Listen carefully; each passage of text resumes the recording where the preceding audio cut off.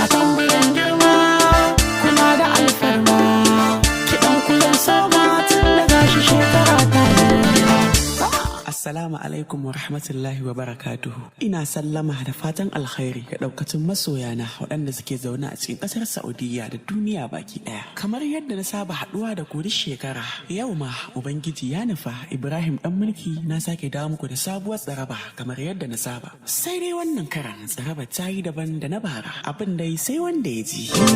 Manyan mata kuna tashe fi shanun ku rabbana ya so.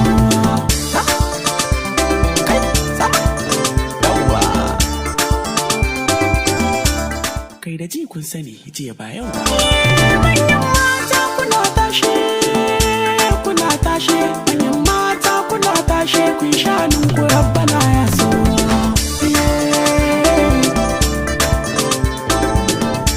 Kuna tashe, kun shanun ku rabbana ya so. Kiɗa ya canza, dole rawa ma ta canza. Kiɗa ya sauya, dole rawar ku ta canza mata. Matan Saudiya, matan jure tafiya ba.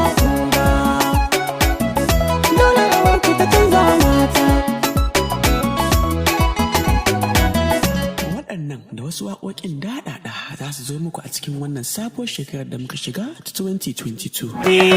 Ku ban tambari ɗin dai da matan gabas, manyan matan Saudi kun gagaras, kun ɗaukaka kun wata 'yan hasadas, da rabbi ya ɗaga ne zai kai shi kas. Ɗan mulki ne ku zo matan Saudiya, ga bai cikin kunan a cikin kafiya.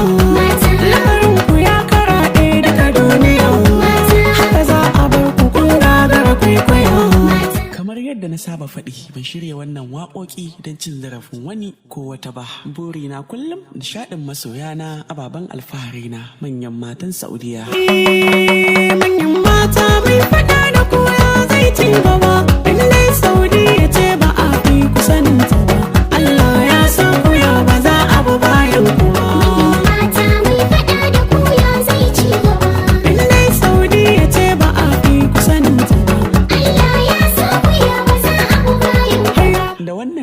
Zan yi amfani in sanar da ku cewa ni Ibrahim ɗan mulki ban taɓa yin wani wakili ko wakiliya da ake magana da shi ko ita kafin a yi magana da ni ba. Abubuwa da yawa sun faru a baya, amma abin da ya wuce ya riga ya wuce. Waɗanda aka yaudara da sunana ina mai ba su haƙuri. Ubangiji Allah ya mayar musu da alkhairi kuma ya kiyaye gaba. A yanzu dai bani da wani wakili ko wakiliya, amma idan da yiwuwar hakan nan gaba insha Allahu zan sanar da ku. Don haka kamar kullum namba ta a fili take, hakanan kofa ta a buɗe take. Ku tuntuɓi wannan namba kamar haka 08064257919. Sannan sabon YouTube channel ɗina Ɗan Mulki TV, manyan matan Saudiya da ku nake alfahari.